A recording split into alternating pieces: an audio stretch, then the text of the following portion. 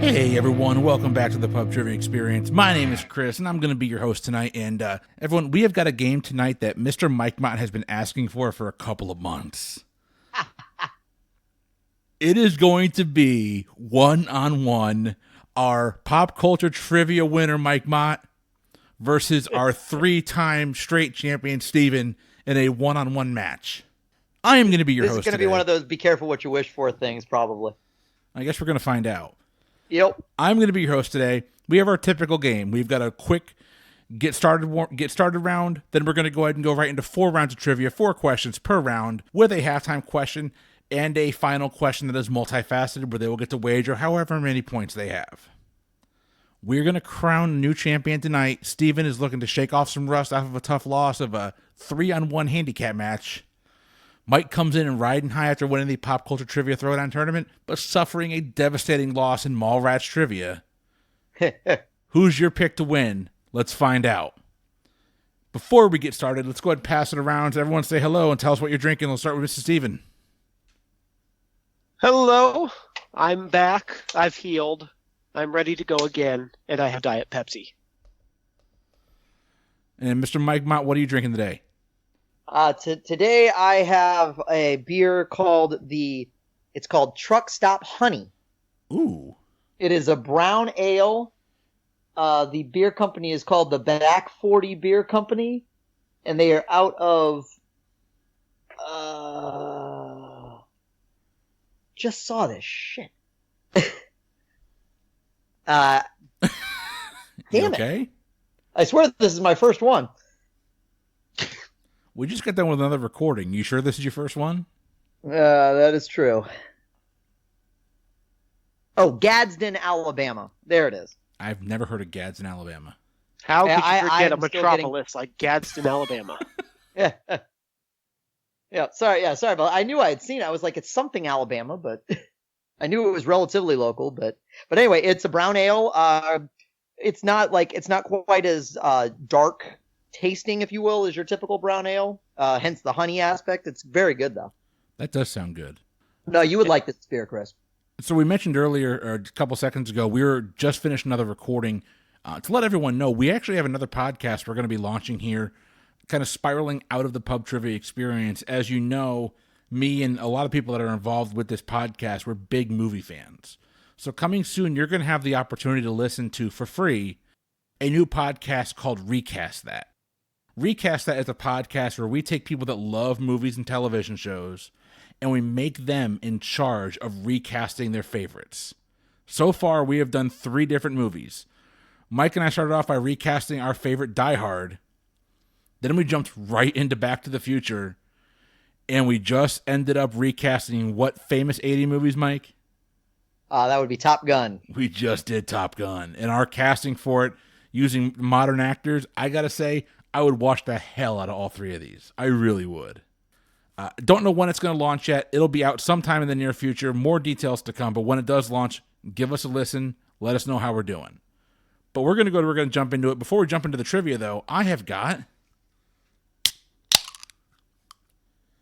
a wonderful 7th Sun Graffiti Orange, because it is still hot as hell in Florida. Excellent choice. Graffiti Orange is a great beer. It is a light, crisp, orange-flavored, it's not a Hefeweizen. It is more of a lager, but it's really good. And it's right out of Dunedin, Florida, and I am drinking it in memory of former FSU head coach Willie Taggart. After going 9-12 at FSU, I am drinking it out of my FSU beer stein. And here's to whoever the hell we get next as our head coach. Well, we always used to say you can't spell Willie without at least 2 L's. Wow. If it was only 2 L's, he'd still be here. True. With all that being said, let's jump right into the game. Mike versus Steven, here we go. Your get started round is another rendition of Fresh or Rotten.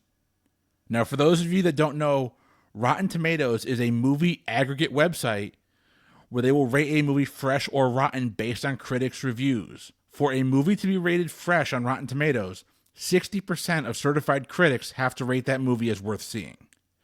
Anything below 60% gets a Rotten Tomato. And this week's game is all based on sports movies. With that being said, Steven, you're the one coming. You're both coming in off of losses, actually. Steven, you haven't been on the show in a while. We're going to let you get started. Pick a number 1 through 10. I would like number 3, please. Number 3, Steven, your movie is Any Given Sunday. Any Given Sunday. I remember not really liking it. Yeah, I don't have a good sense of what the critics were at the time, but given my personal impression, I'm going to say it's rotten. Any Given Sunday came in at 52%. It is rotten. Ooh. And as a reminder, the opening round here is worth 2 points apiece, so Steven's got a 2-0 lead. Mike, make your pick. Number 1. Number 1, Mike, your movie is 61. Oh, that's got to be Fresh. I'm going to say Fresh. With an 82% fresh rating on Rotten Tomatoes, the number 61 is absolutely fresh and a must-watch before opening day every year. Yes, a wonderful movie. Steven, Does you're that up. tomato meter score have an asterisk next to it, or is it just an 81? The movie title has an asterisk next to it. So. Yes, it does. Yeah. Steven, you're up. Number 4. Number 4, Steven, your movie is The Program. The Program, which I'm pretty sure is based off of FSU. That's why it's on the list. That's what I figured. I think only FSU people have heard of it. Like, the only reason I know it is because of my brother who went to FSU, so I'm going to say it's rotten. The Program is rotten. It's 43%. The Program is rotten. James Caan in that? Yes. Yeah, James Caan. Yeah, I've seen it. I didn't even know it was based on FSU, though. I don't know that it actually is, but That was always like the rumor when I heard, or at least Gotcha. something I heard the one time I watched it or something. I think a very young Halle Berry was in that, too. no way. I could I be do wrong. not remember that. So I could be wrong. This is the one time during the game you're allowed to have your phones out. Someone look that up. All right, I'll pull it up real quick. You can edit the dead air out later. when did it come out? Like 90, 93, I think. 92, 93. 92, 93? So, okay, yeah, early 90s. I said very young Halle Berry. I guess that's That possible. would be a very young Halle Berry. Yep, she was absolutely in the program, and I say I get bonus points for that. Holy shit. I'm giving you a bonus point, Mike. That's awesome.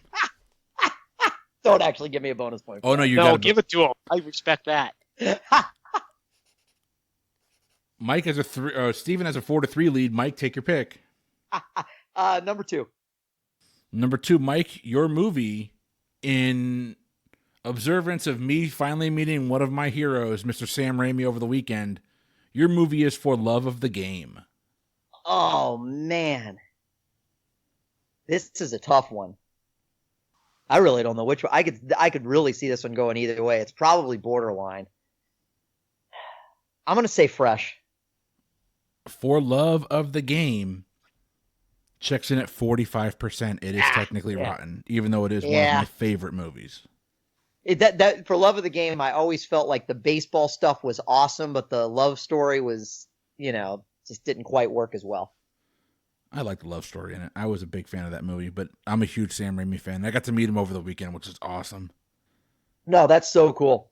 Mhm. And that was an instance where I talked myself out of Rotten. I was actually, my gut instinct was Rotten, and I was like, but I like the movie and the baseball stuff so good, and the love story isn't like bad. So anyway, All right, Steven, you're up.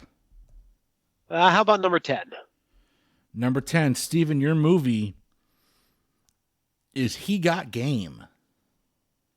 Okay, I'm pretty sure you've made that one up. I don't think I've ever heard of He Got Game. you've never seen He Got Game?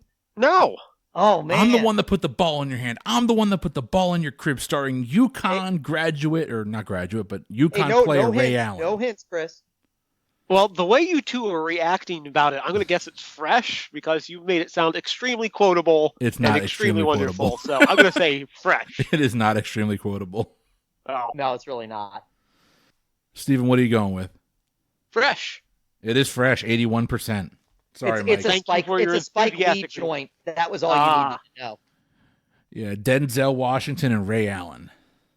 Wait, Spike Lee cast Denzel Washington? I know, shocking, right? Yeah. Mike, you're up. Number 5. Mike, your movie is Seabiscuit. Oh, Seabiscuit's got to be fresh. I'm gonna say fresh. Seabiscuit is fresh at 77%. Steven. Number 8. Number 8, Steven, your movie is Hoosiers. Hoosiers has got to be fresh, right? I mean, who doesn't like Hoosiers? Yeah, fresh. Maybe I'm saying that just because I'm literally inundated with Indiana people, but no, it's got to be. It's a good movie. Hoosiers, yeah, fresh. So you asked who doesn't like Hoosiers. Apparently it's around 11% of critics because it is at 89%. It is fresh. Oh. Yeah. Mike. Number 6. Number 6, Mike, your movie is Slapshot. Oh, shit.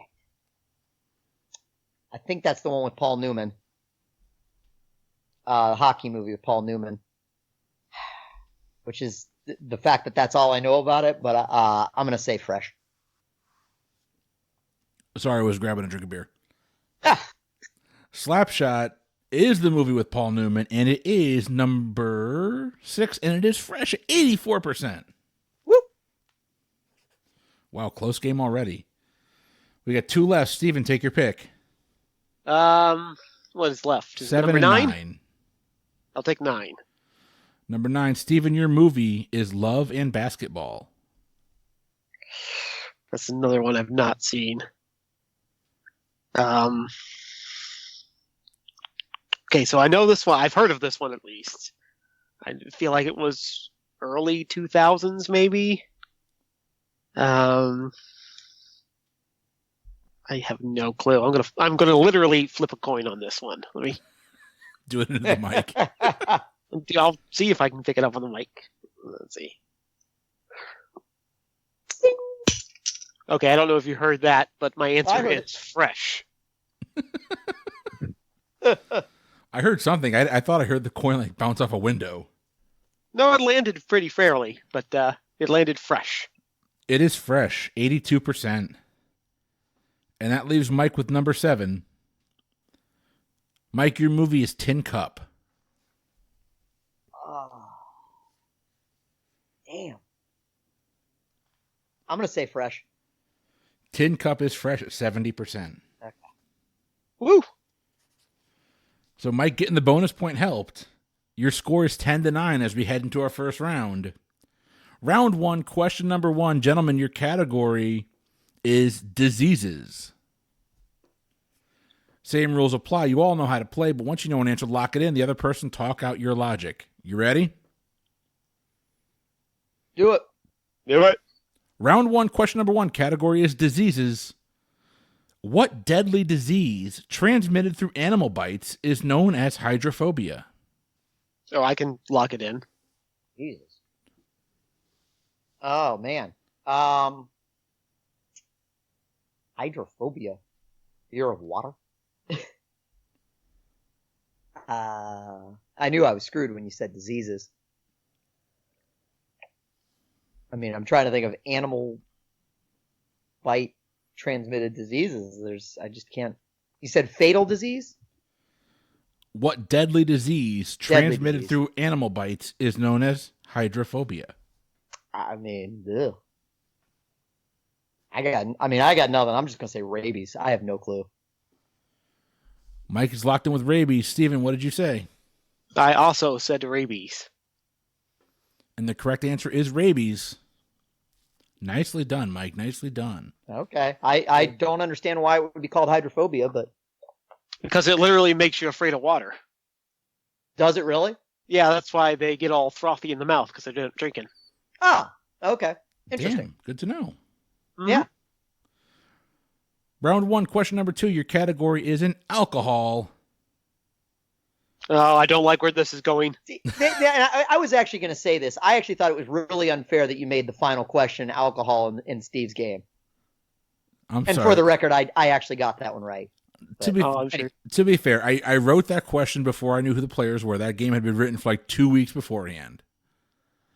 Yes, I might I probably should have had some hindsight and gone back and switched it, but I'm lazy. Mm-hmm. That's all right. I have my formal protest in with the league. You do. We'll see how it comes out. Yep. All right, round 1, question number 2, category is alcohol. The chemical process used for converting sugar into alcohol using yeast is called what? Locked in.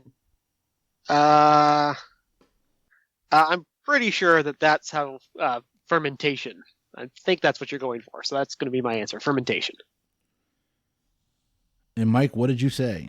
I hope that's what he's going for, because I said fermentation too. It is 100% fermentation. Why couldn't that have been the final question? Steven is pitching a perfect game so far, and I'll be the guy to jinx that. Oh, right am I? here. You have not gotten one wrong. Oh, Yeah. Now I'm aware of it. Well, yeah. Well, let's see what happens here. This is why you're not allowed to be a major league catcher, Chris. I'm well aware. The only thing holding you back. That's it. Not my really slow arm, the fact that I'm 60 pounds overweight, got a bad knee, asthmatic. It's just the fact that I talk bad. You're right.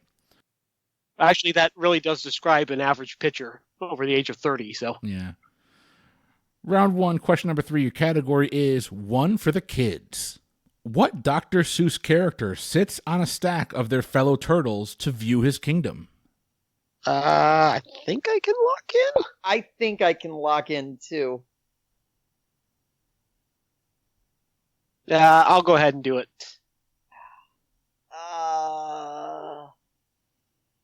Sits on a stack of turtles. Did you want to hear the question again? And sits on a stack of turtles and looks over his kingdom, right? Correct. Yeah. We only have a few Dr. Seuss books for Abby, and that's not one of them. The only Dr. Seuss book I can think of that involves turtles, I believe, is Yertle the Turtle. So that's what I'm gonna say Yertle, but I actually don't know. Mike is locked in with Yertle the Turtle. Steven, what did you go with? Well, I tried to say Yertle, and I just realized it autocorrected to Myrtle the Turtle. So technically, I answered Myrtle the Turtle. Mike, that's going to be your call. What do you think? No, I'm fine. I believe him. I trust him. And the correct answer is, in fact, Yertle the Turtle. Woo! Nicely done. I was so hung up on, like, he's a turtle who sits on other turtles? That just seems mean. Yeah, so I guess I had to look this up earlier. The story goes that he's a turtle that sits on the top of other turtles so he can see his kingdom.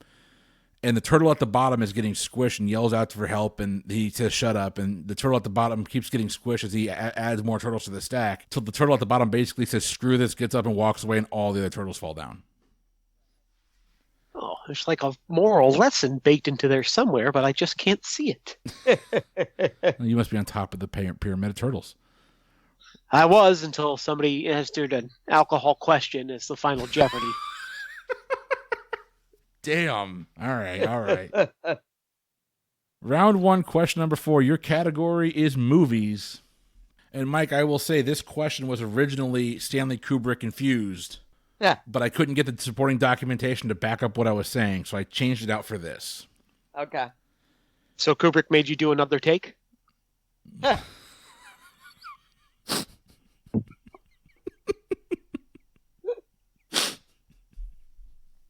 I hate you.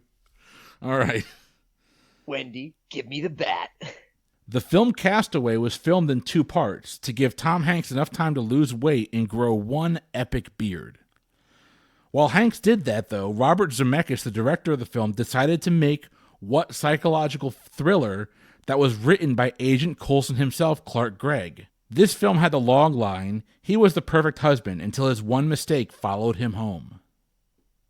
I can't think of the title. I know I have heard this bit of trivia before. Oh man. Okay, I'm going to try to lock in a guess here. Oh man. Pretty sure this is Zemeckis, so okay, I'm locked in. Mike, talk it out. Yeah, Castaway, it's 2000, 2001, somewhere around there.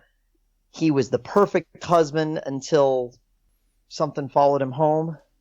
He was the perfect husband until his one mistake followed him home. His one mistake followed him home. Oh. I'm trying to get there. I'm trying not to give you a hint. No hints, no hints. This is gonna be one. This is gonna be one I'm gonna kick myself for when I don't get it. The sci-fi thriller. I don't know if I'm gonna get there. We don't have all night, so I'm just gonna tap out. All right, Mike is tapped out. Steven, what do you think? I guessed What Lies Beneath. Think that's a Bob Zemeckis? That's a good guess. I completely forgot about that movie. So this movie is said to do to bathtubs what Jaws did to going in the water. Yeah. It is What Lies Beneath. Whew. Nicely done. I actually would not have gotten there. I don't even remember if I saw that movie and I forgot it existed. Yeah, Well it's one of done. those sort of generic Harrison Fords that came out after Air Force One. Right. Yeah. And Michelle Pfeiffer, right? Yeah, Michelle Pfeiffer, and I think it's a ghost story. Like, I know I saw it in theaters, and I can remember nothing about it. Yeah, I might have been able to get there if he had said ghost story. I definitely wasn't going to get there for sci-fi thriller. I said psychological thriller, not sci-fi thriller. Oh, did you? Okay, I misheard you then. All right, let's move on in. As we head into round 2, your scores 50-39. Steven has got an 11-point lead. Round 2, question number 1. Your category is in games. In chess, what is the name of the only move that allows a player to move 2 of their pieces on the same turn? Locked in. I can lock that in too. Go ahead and ruin my fun. If you're locked in, it's castling. Yeah, it's castling. Yeah. 10 points for everybody. That move is called castling. Glad I didn't add a bonus to that question. What It's was also the bonus the going only to be? move that you can move the king more than one space. The bonus is going to be 1 point each if you can name the 2 pieces involved in the move. Well, I see. The King and and the rook. rook. Yeah. Yes. So I'm glad I didn't add that. Round 2, question number 2. Your category is in television. What classic television show featured a group of underachieving and wisecracking students called the Sweat Hogs? And yes, I did watch this show on Nick at Night. I'm going to lock in because there's an answer that popped in my head, and I don't think I'm going to come up with anything better. Steven, talk it out. I have never heard this in my life. The Sweat Hogs? You said Nick at Night, so Green Acres. I have no clue. Steven is locked in with Green Acres. Mike, what did you say? The thing that immediately popped into my head, which I did watch on Nick at Night, did not remember Sweat Hogs at all, but was Welcome Back, Kotter. It is Up Your Nose with a Rubber Hose from Vinnie Barbarino himself. It is Welcome Back, Kotter. Mike, making up some ground. I didn't remember the Sweat Hogs thing at all, but you said underachieving students, and that was where my mind went to. So, Oh, I should pay attention to that, yeah. Would that have helped at all, though, Steven? Well, it probably would have gotten me out of Green Acres. Green Acres is the place to be. Farm living is the life for me. Land stretching out so far oh and God, wide. it's still going. All right. Round 2, question number 3. Your category is in the Old West. Aces and Eights, a.k.a. the Dead Man's Hand, is best associated with the death of what legendary Old West gunfighter and lawman? Rumor has it he was murdered while holding this hand at a poker table in Deadwood in what is now South Dakota. I can lock in. Oh man, this is one of those. I always feel like I get this guy mixed up with somebody else, but the name that popped into my head was Wild Bill Hickok, so that's what I'm going to go with. And Steven, what's your guess? Wild Bill Hickok. And your correct answer is, in fact, Wild Bill Hickok. Good job. I think I was thinking I was mistaking him and like Buffalo Bill or something. I don't know. So when Leah and I were out in Nevada, like last summer or something like that, I don't remember when it was, a year and a half ago, our buddy Adam told us to take this little day trip to this little, like, former ghost town. And two things happened when we were there. Three things. Former One, ghost town? Did somebody like perform an exorcism? What? well, let me get into it. Hold on. So three things happened there. One, we went into a old abandoned mine shaft, and they turned off all the lights, so that scared the crap out of my wife. Two is in one of the saloons there, they have the table that they claim is the table that Wild Bill Hickok was shot at. It was a poker table. And It's a poker table or a faro table? It was a poker table. Interesting. He was killed playing poker, right? I think he was. Yeah. See, was all my playing information poker. on this comes from repeated watchings of Deadwood, so I'm pretty sure it was poker. But It was poker because I read up on this earlier. He was playing poker. He preferred to play with his back to the door, his back to the wall. But when he got there, the day he was killed, the only available seat at the table was with the back to the door. And he asked 3 or 4 times for the guy at the wall to switch seats, and the guy at the wall refused. Ah. And then later on that day, he was shot and killed in the back by a guy who he had, I guess, allegedly wronged yesterday. But when we were in this little ghost town, the creepiest thing in the world that's ever happened to me. And I'm not sure what I believe as far as ghosts and crap like that go, but this is no joke, the story. I had my really nice, expensive camera. We go into this bar, and we get to the bar. We order a drink. I order a beer. The lady says, hey, being that you're ordering a beer, it's a bar that they also had a ghost tour. She goes, being that you're ordering a drink, if you want to go into the back bar, which is where the ghost tour and all the paranormal activity supposedly happens, you can go back there and not pay for the tour. I'm like, okay, cool. We go back there. They have all this, I guess they had some ghost hunters out there, and they filmed it and it was on television or whatever, which is great. But the creepiest thing happened. I had my camera around my neck. And I have my IPA in my hand. And that's not the creepiest thing. I actually don't drink IPAs, but it was the only thing local they had on tap. But I have the camera around my neck. I take my camera off my neck. I put it down on the table. I take my hand off, and I take a sip of my beer. And then magically my camera flashes without any hands on it. Ha. And that was enough for me to say, nope, I'm done. And we left. Yeah, that's It awesome. was creepy as hell. And I swear to God, I'm not a huge believer in that stuff. I've never given it much thought one way or another, and I have never done my research, but that creeped me the hell out. Okay. Round 2, question number 4. Your category is money, money, money, money. Money. Sorry, I had to. No, that's good. I feel like you spend half of your podcast time editing out all the times that you did sing, but don't want the actual audience to I'm hear leaving it. that in. Just a No, footnote. I don't think he ever edits his singing. No. Round 2, question number 4. Your category is in money. Effectively ending in 1933, the gold standard was severed by President Roosevelt as a way to pump money into the economy to combat the Great Depression. While that was the case, the U.S. government still allowed other countries to trade in U.S. dollars for gold until what U.S. president abruptly stopped the process? He claimed he did so to stop U.S. cash flush foreign parties from depleting U.S. gold reserves. Ooh, Ugh. damn. So, read the question to me again. I'm going to have to figure out whose platform that aligns with. That's what I was thinking the same thing. Yep. Effectively ending in 1933, the gold standard was severed by President Roosevelt as a way to pump money into the economy and combat the Great Depression. While this was the case, the U.S. government still allowed other countries to trade in U.S. dollars for gold until what U.S. president abruptly stopped the process? He claimed he did so to stop U.S. cash flush foreign parties from depleting U.S. gold reserves. I've got some thoughts. Yeah. Yeah, exactly. I agree. I'm just debating which total guess I'm going to lock in with. Oh, if you got a guess, go ahead and lock it in.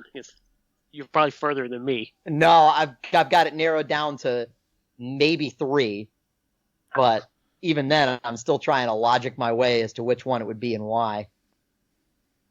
Damn. Do I go with my very first gut? Sometimes my guts have shit for brains.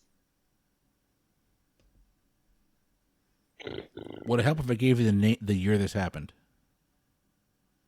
If you give me that the would year it make it happened, I'm super gonna be able easy. to tell you exactly Too who it damn is. bad.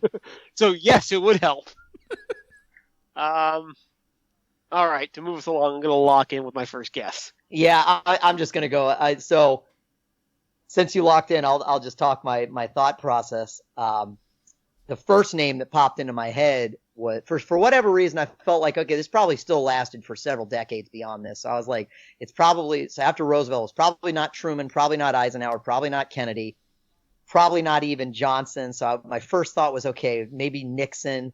But the first name that popped into my head, just because of all the stagflation that was going on and the economic troubles, was Jimmy Carter.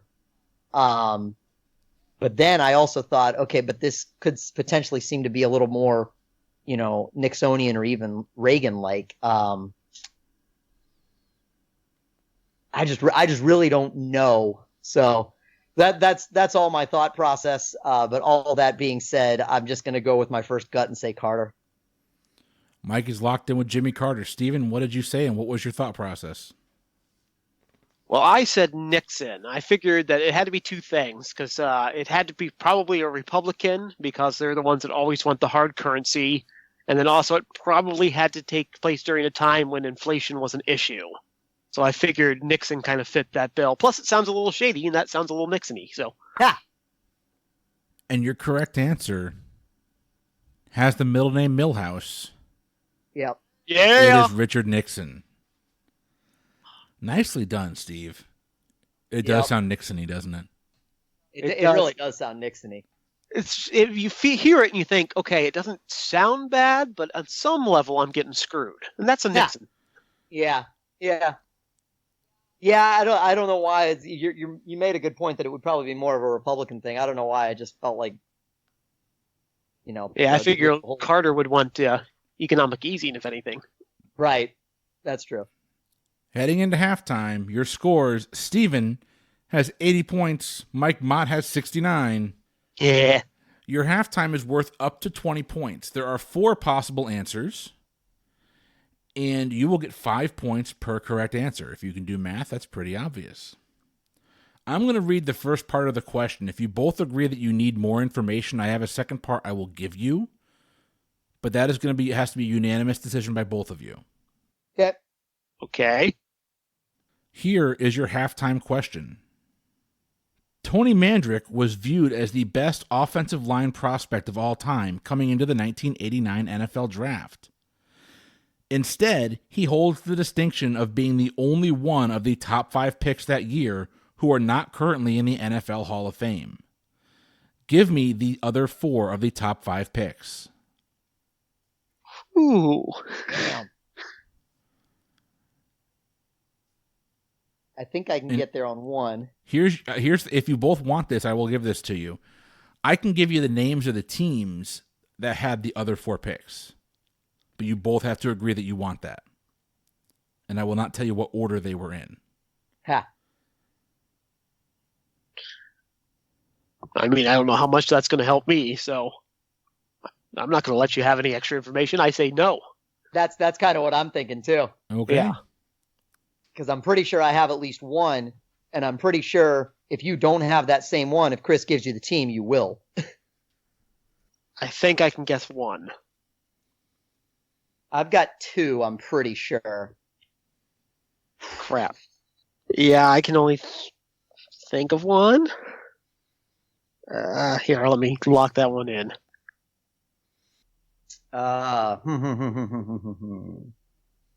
Yeah, that's the only one I can guess. So I'm going to pause with my one and cross my fingers and my toes. All right, Steven is locked in with one answer. Mike, talk it out. Is he bailing on the other 3? Yeah, I'm just going to bail on the other 3 because I could shoot wildly, but Okay. I have no confidence. The 2 I've got that I'm pretty sure on are Troy Aikman and Barry Sanders.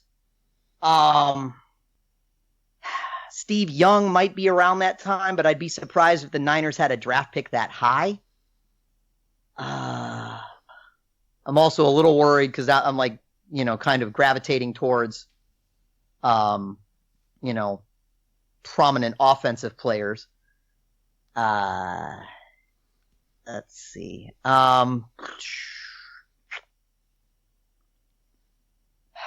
You know what? I'll lock in those three and bail on the fourth one because I could think about this forever, but I don't know exactly how far I'm going to get. So I'll lock in Aikman, Barry Sanders, and Steve Young. Mike is locked in with Aikman, Sanders, and Young. Steven, what was your guess? The only one I could guess was Deion Sanders. I'm pretty sure he was in the 89 class. Oh, you might be right. I was thinking he was a little later. He did cross my mind, but I was thinking he was a little later. So if I told you between the two of you, you got 3 of the 4. Mike, Steve Young was actually drafted by the Bucks, then traded to the Niners. Oh, I did not know that. Your number 1 pick that year, I believe, was Troy Aikman. Troy Aikman was 89? He was 89. Yeah. Because the Cowboys went like 1-15 in 90 his first year. Barry Sanders went to the Lions. Deion Sanders did go to the Falcons. Nice. Yeah. The one that you're missing was a defensive player that went to the Chiefs. Oh. And he was admitted to the NFL Hall of Fame posthumously. He's a lineman, died. Right? Um, or as a linebacker. He was a hybrid linebacker defensive end. Okay. He died in 2000 before he ever got into the Hall of Fame. Oh, damn. I'm trying to pull up Tecmo Super Bowl. He holds the record for most sacks in a single game with 7. I'm going to get there. No, I can't think of it. I want to say Derek something, but Yeah. What's the last name? oh, I'm right. It's Derek. Crap. Is it Derrick Henry? No. No. Not Derrick Henry. Derrick Henry's a baseball player. Yeah. I can't think of his last name. And I would have known it if you hadn't said the 7 sacks. Come on, Derek Thompson? No, something like that though. Derek Thomas. Thomas. Okay, It is Derek Thomas. Yeah. we got there. No, nice pull on Deion Sanders. I didn't think he was that early because he didn't join the Braves until 91. Yeah, but For some reason I thought that was his rookie year.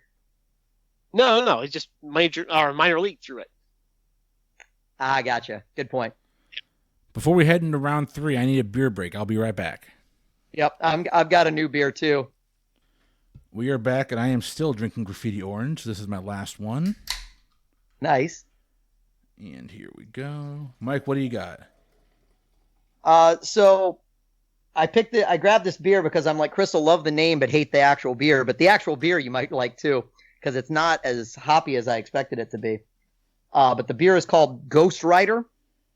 It's by the Palmetto Brewing Company, which is out of Charleston, South Carolina, and Morganton, North Carolina. I guess they have multiple spots, but it is actually described as a pale ale with cherry and ghost pepper.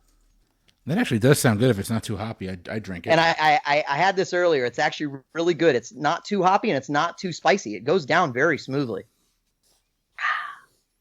Like I've definitely had, I like the like pepper-based beers, and I've definitely had ones that are that really, really kick you hard in the uvula. And this one, it's got a good level of spice in it, but it doesn't like try to destroy you. It sounds good. Yeah, I actually think you'd like this beer. So heading into round 3, your scores, just as a reminder, Steve has 85, Mike Mott is at 79. Round 3, question number 1, your category is in the middle of nowhere. The point in the ocean that is furthest away from land is located in the South Pacific Ocean, where if you are there, you are over 1,000 miles of ocean away from land in every direction. In fact, if the International Space Station is overhead, the astronauts on board are by far the closest human being on Earth to that point. What name is given to this point? And I will tell you that Jules Verne would be proud. Locked in. And I didn't need the Jules Verne hint. Well, with the Jules Verne hint, Point Nemo? I'll guess. It's either Point Nemo or Point Nautilus, right? Yeah, so Point Nemo. Steven is locked in with Point Nemo. Mike, what do you say? Steven, I said to Chris before this game that you are much better at logicking your way to the correct answers than I am when I don't know it. But yes, it is Point Nemo. It is definitely Point Nemo. There you go. If I said Albert Brooks would be proud. Would that helped at all? No. No, I think the Jules Verne was better. Okay. Yep. What if I said Albert Brooks was looking for it? Oh, well, then I would have gotten it. Oh, you got it anyway. Ooh, that sounded good. Mm-hmm. That is the wonderful hiss of a Diet Orange Sunkist. Ooh, 2019? Oh, yeah, it's a good year. It's a good year. It's a good year for Sunkist. Yeah, nice vintage. Mm-hmm. Round 3, question number 2. Your category is history. I'm going to try not to butcher these names. A 1973 coup d'etat helped Augusto Pinochet overthrow Salvador Allende, the democratically elected leader of what South American country? It's Pinochet. I can lock in. I will mention that Pinochet, this was a coup d'etat that was backed by the United States. Yes, it was. What year was it? 1973. Did you want the whole question again? Yeah, give me the whole question. A 1973 coup d'etat backed by the U.S. helped Augusto Pinochet overthrow Salvador Allende, the democratically elected leader of what South American country? This is more of that shady Nixon shit. All right. More general shady CIA shit, but well, for some reason, I want to say Chile. So I have no reason not to, which is faulty logic. But yeah, let's go with it. I'm going to say Chile. Steven is locked in Chile. Mike, what do you say? I'm laughing because I'm sitting here going, it doesn't matter how long Steve thinks about this, he's going to pull the answer out. And he did. Did it? You did. It is definitely Chile. I have no clue what was in my brain that made me want to say Chile. It's cold outside? It's a little cold outside. No, well done. Damn, Steve. All right. Yeah. Round 3, question number 3. Your category is in hobbies. Terms such as definitive, rouletting, and centering are generally associated with what hobby? Definitive rouletting and centering? Yes. Definitive rouletting and centering. Oh. Hmm. No. I keep thinking of games instead of hobbies. I'll take a guess. I'll go ahead and lock in. Steven is locked in. Mike, what's your guess? I keep coming up with games instead of hobbies. Like I've thought of like jacks and pogs and but I'm like, these are games, not hobbies. I'm just trying to think of things that were popular that I never participated in. You ever got into pogs? I know, right? Sure. I'm a 90s child. Come on, man. I was very adjacent to every 90s trend without participating in pretty much any of them. Rouletting, definitive, and centering. Good grief. Well, my only hobby is drinking, so I've never heard any of those terms, but I might have been drunk when they were said. No, man, I don't know if I'm going to even be able to logic my way there. I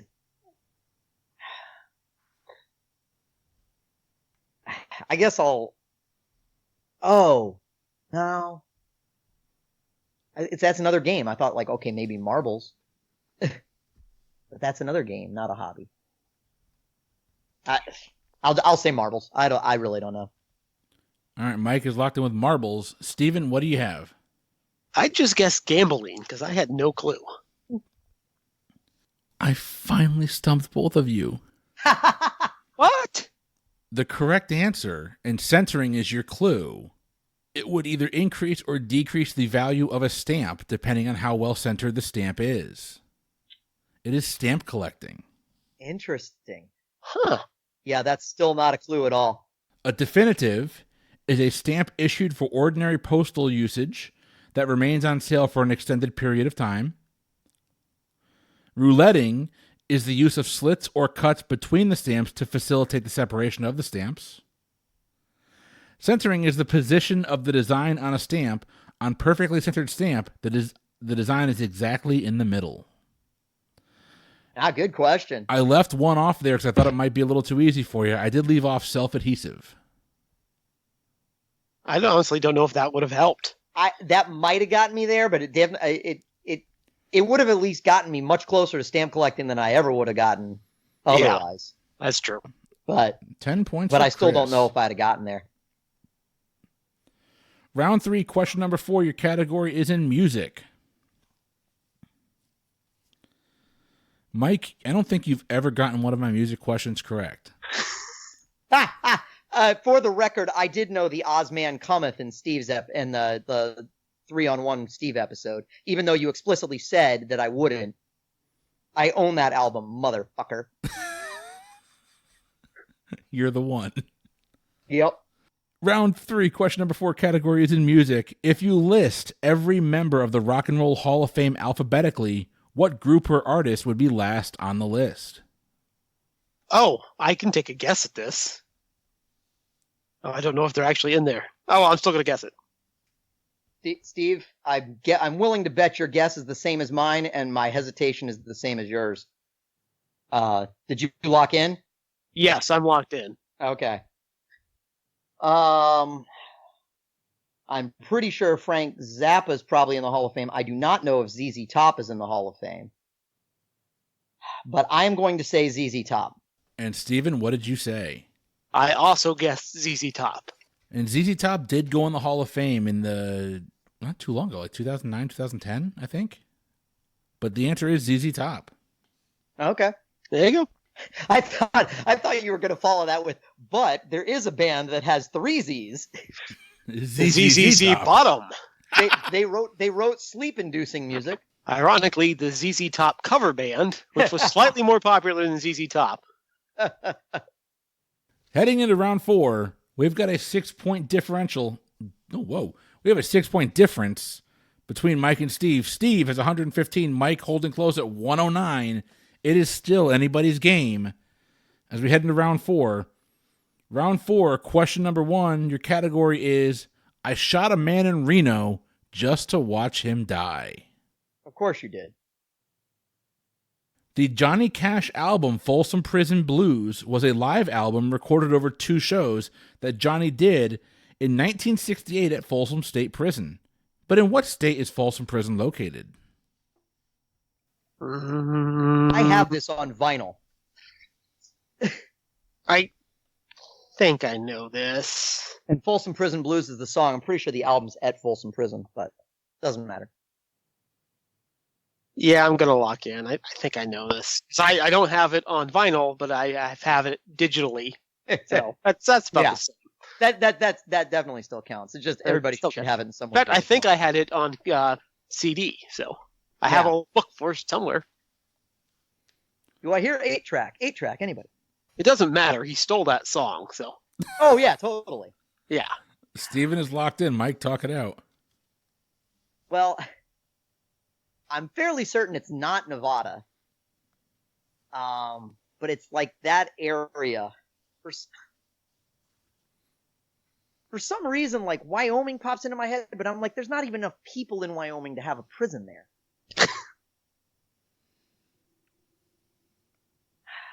But for some reason, I keep coming back to Wyoming, so I'm going to say Wyoming. Mike Mott has locked in with Wyoming. Steven, what did you say? I said California? Question mark? That's a much better guess. Yeah, I'm pretty sure Wyoming is an old Italian state or old Italian word for no people here. Right. So located outside of Folsom Prison is the Johnny Cash Trail, which is a memorial art walk outside Folsom State Prison. It is located northeast of Sacramento, California. Okay. Steven gets another 10 points up on Mike.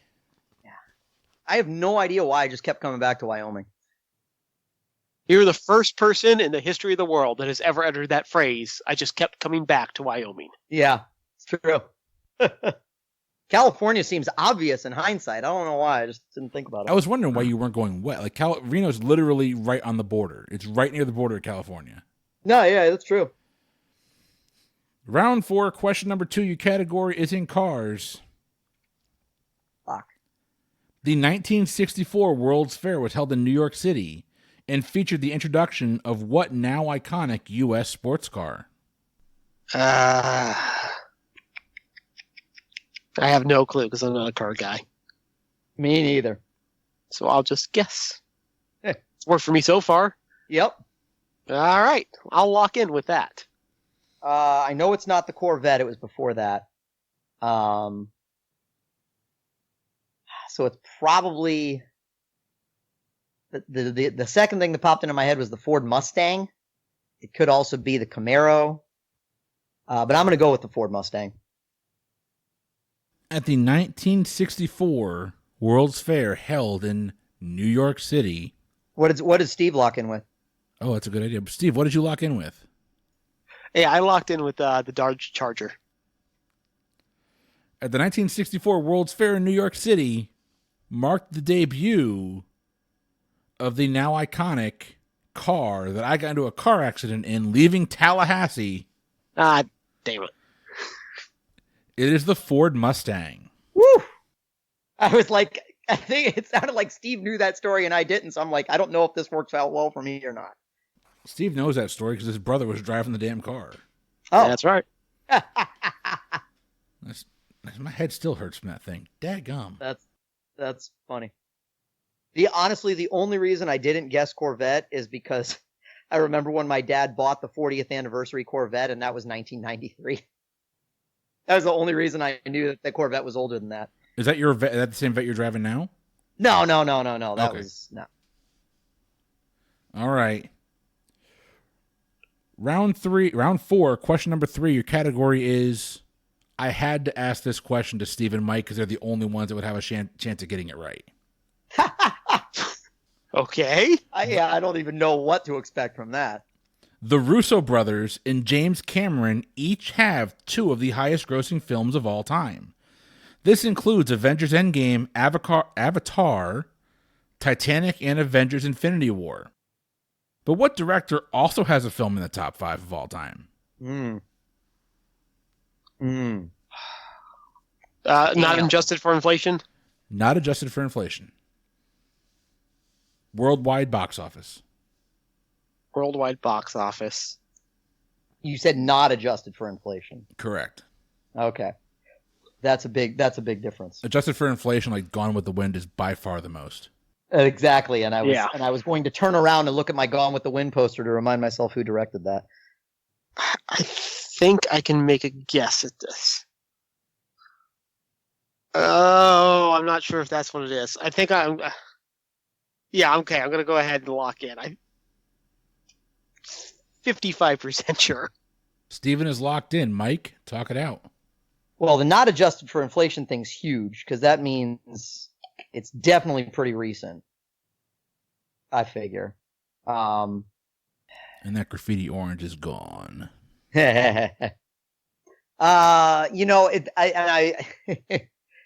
I'm sure this was an incredibly, because this is worldwide box office, right? So I'm sure this movie is only popping into my head because of my recent utter failure in the pop culture trivia.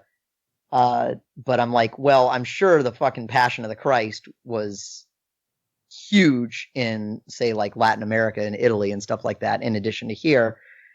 But then again, that probably wouldn't have played at all in China. So, but it just pops into my head.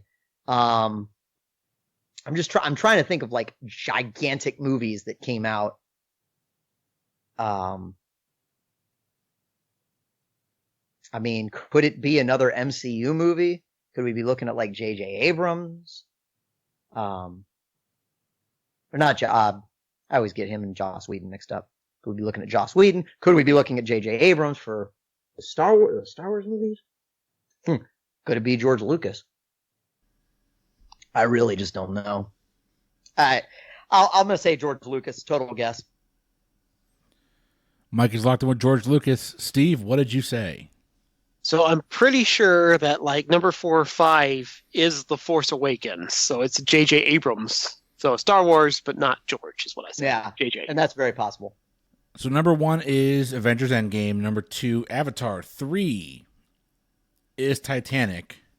Which is the most impressive because that was so far back and it wasn't Yeah. part of a series. Yeah, that's ridiculous.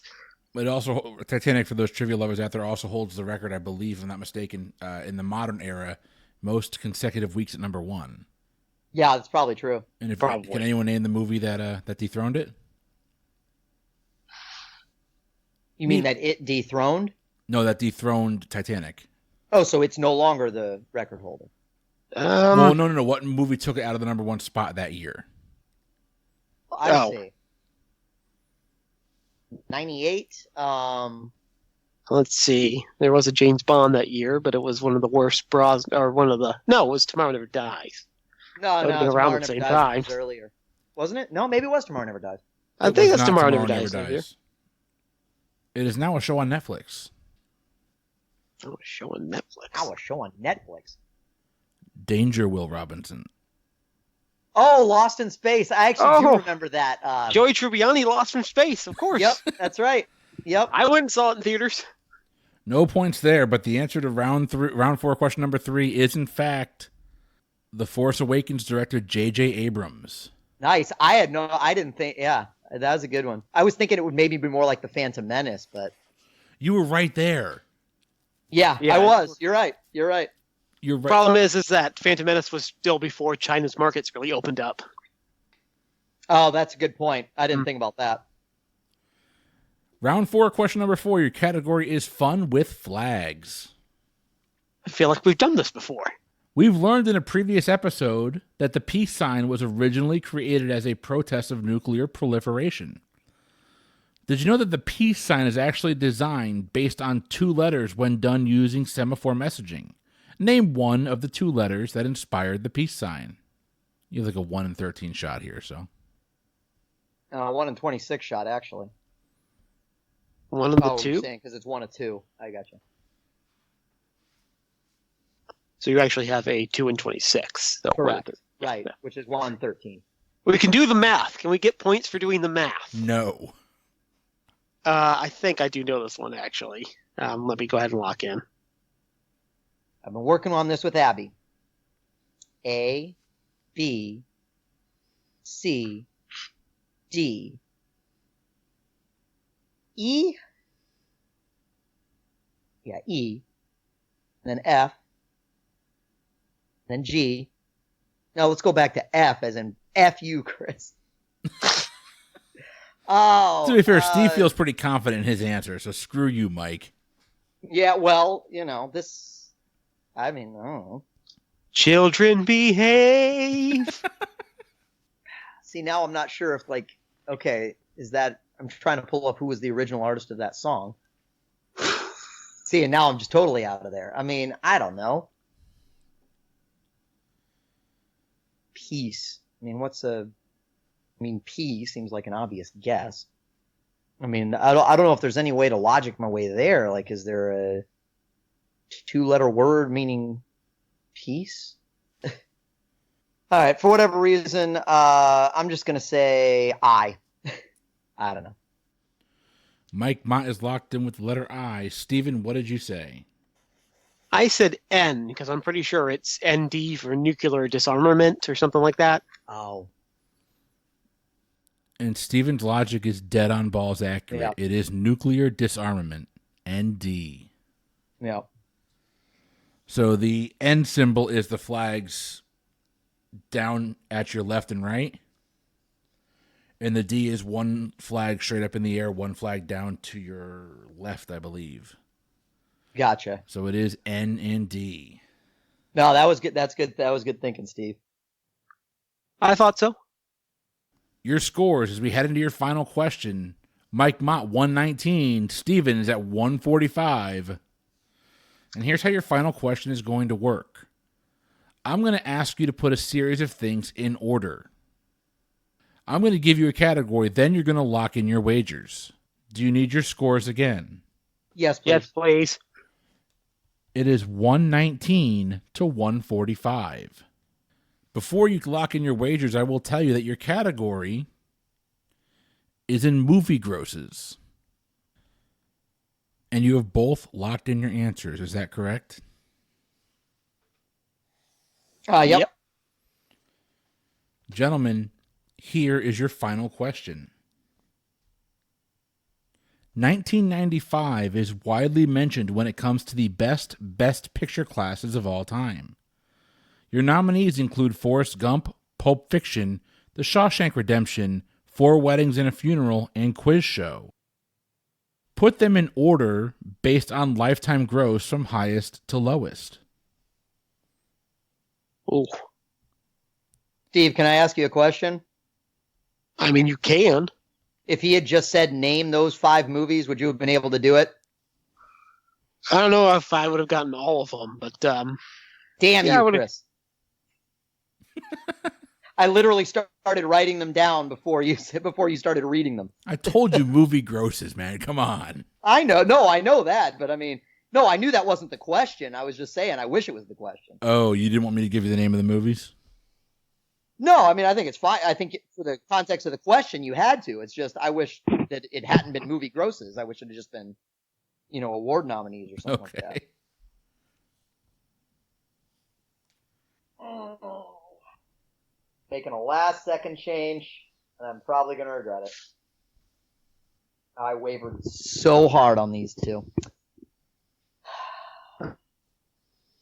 I'm down to my last 2. I can't decide which 2 I want. I know.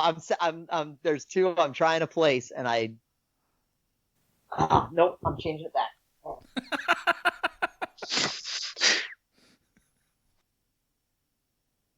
But it was kind of more independent, so did it get in as many theaters? There's too many things to think about here. I know. Oh, dude, I'm right there with you. I've locked in, so I don't know. You've locked in? I'm sorry. Okay. Yeah, I kind of left that out. I did. Well, you got to figure that Forrest Gump's number 1. With a bullet. Number 1 with a bullet. So that Right. one I can pick off the list. Then I feel pretty confident Shawshank would be the next one. I mean, just in the grosses, TNT must play to replay it over and over. It must have made plenty of time. Chris, was this all-time grosses? Oh, no. I thought this was... Yeah, it was all-time grosses, right? Box office grosses. Domestic box office grosses. Domestic box office grosses. Okay. I'm just going to guess... this is probably going to be my second last. I'm going to guess Forrest Gump, Shawshank Redemption, Quiz Show, Pulp Fiction, Four Weddings and a Funeral. That's my guess. And Mike, what was your guess? So Forrest Gump was number 1. I've actually put Four Weddings and a Funeral as number 2 because that movie was huge, I feel like. Pulp Fiction I put as number 3 because it was pretty big. Quiz Show I put at number 4. And Shawshank Redemption was pretty notorious for doing very little at the box office and suddenly finding an audience once it came to home video. So I put it as number 5. You may be right. I wavered so much about putting Four Weddings that high, though. That was my biggest one. Yeah, that feels like... I remember it being huge, but it does seem like, okay, but it's still like very British. So I don't know. Yeah, that was my thinking. So I will tell you, there is a $306 million difference between the first and the last. Number 1 with a bullet with a lifetime gross of $330 million, and yet, due to accounting, still has not made money, is Forrest Gump. Number 2 with a lifetime gross of a lifetime box office gross of $104 million, and people often forget how well it did in theaters, was Pulp Fiction. I almost swapped that in Four Weddings. So if that ends up being the answer, I'm going to be pissed. Number 3, with a gross of $52 million, was Four Weddings and a Funeral. Damn it. Number 4, with a lifetime gross of $28 million, was Shawshank Redemption. Oh, I would have gotten it wrong anyway. Okay. And number 5, with a gross of $24 million, was Quiz Show. So no one is going to be getting any points. Let's jump right in here. Mike, what did you wager? Well, my wager was, okay, if I get it right, I have a feeling Steve might bet 0, so I'm going to go one more than what'll get me there. So I wagered 27. And Mike, that leaves your score at 92. Steven, you had 145 points coming in. What did you wager? Oh, I was afraid that you were going to double it, so I had to do whatever your double was plus 1. I wagered 94. And your winner today, a score of 92 to 51, is Mr. Mike Mott. Great game, Steve. Congratulations. Thanks, Nicely man. done No, to that was both of you. those wagers in that last one are always such a bitch. Yeah. Oh, we got our ass bit in Mallrat, and not Mallrats, horror movie trivia. So. Oh, and horror movie. Oh, yeah. Yeah, I listened to that episode just today, and I texted Chris immediately after. I was like, we should have fucking wagered 0. Yeah, we should have. Yeah, it is. It's a love-hate relationship with that whole comes down to the last question on the wager thing. Yeah, I always figure I'd rather lose because I got the question wrong than lose because I bet wrong. So yeah, no, I think that's a really good way of looking at it. No, that was a great game. It's a hell of a game by both of you. It really was. That has been the Pub Trivia Experience for this week, everyone. I have been Chris. I'm Mike. I've been Steven. Don't forget, find us on Instagram at Pub Trivia Experience. Join in our trivia question of the day. We had a really good one out there last week. Had a lot of engagement, which is great. Find us on Twitter at Pub Trivia Pod, or as always, email us, pubtriviaexperience@gmail.com. We will see you all next week. Enjoy your night, everyone.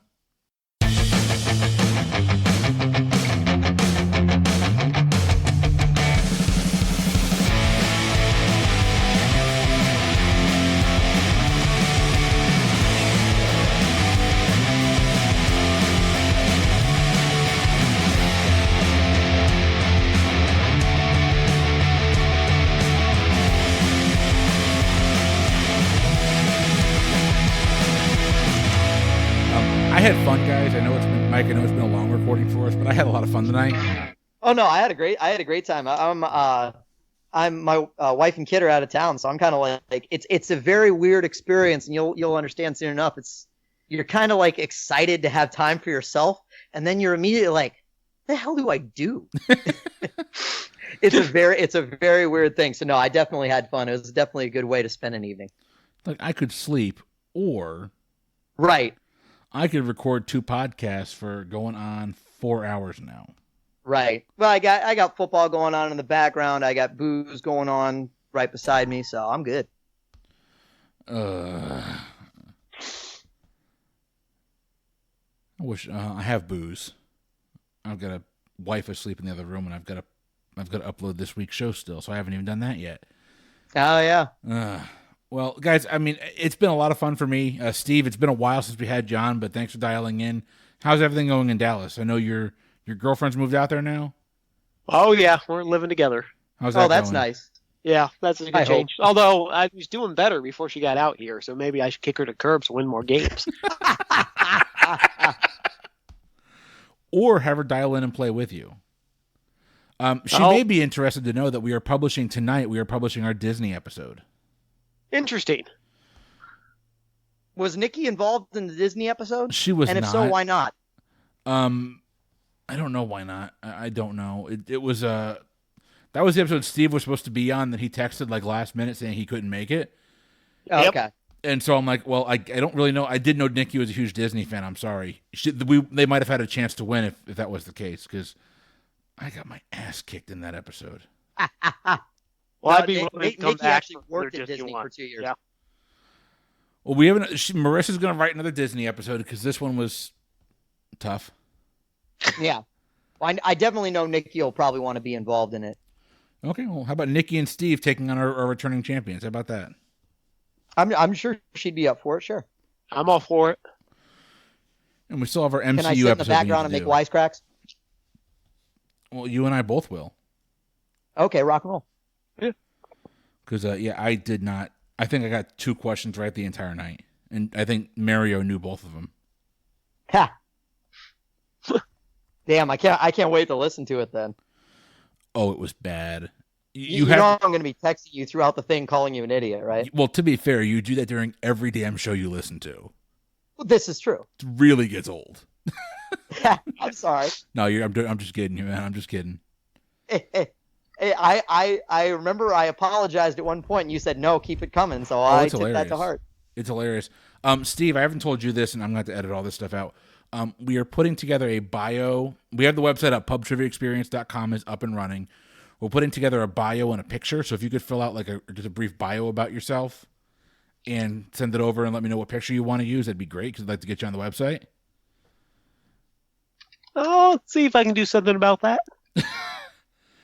You're not on Instagram, are you, Steve? No, I'm not on the gram. I'm not a kid That's making true. duck lips all over the internet. That's true. Look, I need a title for this Disney episode. What do you think? You need a title. Disney, there's profit to be had. Simpsons callback. I'm calling it Drinking Around Disney Trivia. There you go. That's fine.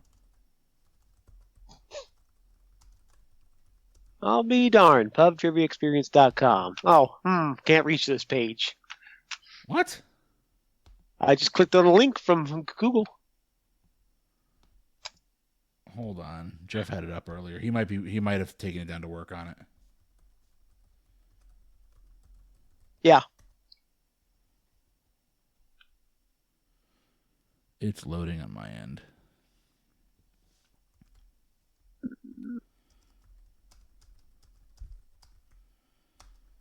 Oh, by the way, Steve, we did do what's it called? Food and wine. Yes. Man, that shit gets expensive. Well, yeah, you spend $5 at every nation. Oh yeah. No, more than that, because you got to buy the food and the wine. Well, you don't have to. Yeah, you kind of do.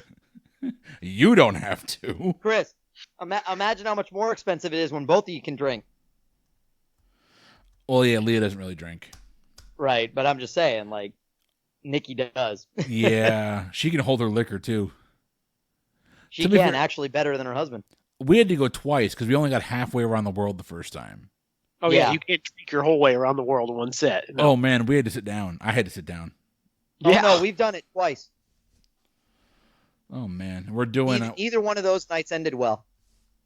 What are we doing this weekend? Because Jason's in town this weekend. So, Mike, you're in town too, right? Yep. So we're doing with Jason Saturday and then Sunday morning, we're doing Hollywood Studios to do Star Wars Land. And then... Enjoy spending all your time, like, waiting in two lines.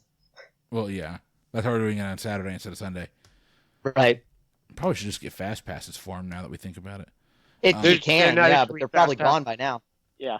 Oh, well, we're waiting. Leah can't ride them anywhere, so she's like, I'm just going to sit outside. Oh, good point. Yep. You can't really drink either, so I don't know what you're going to do.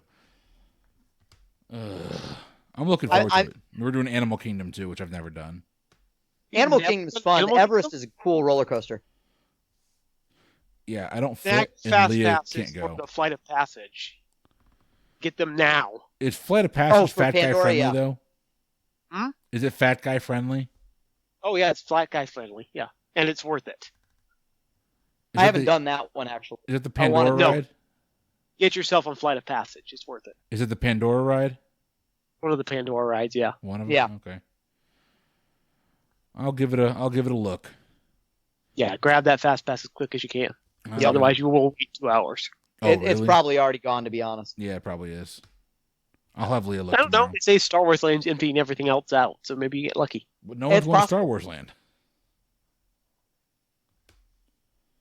I heard Star Wars Land wasn't doing that well. Galaxy's Edge wasn't doing that well. Really? Not as well. It's doing well, but it doesn't hit the projection. So it's Hollywood theme park math. Forrest That's Gump true. still hasn't made a profit, apparently. So, yeah, there's Exactly. all kinds of fuzzy math that goes on in these things. Yeah. So That's true. Well, now we're going to get a Kevin Feige Disney the Star Wars movie, so. yeah.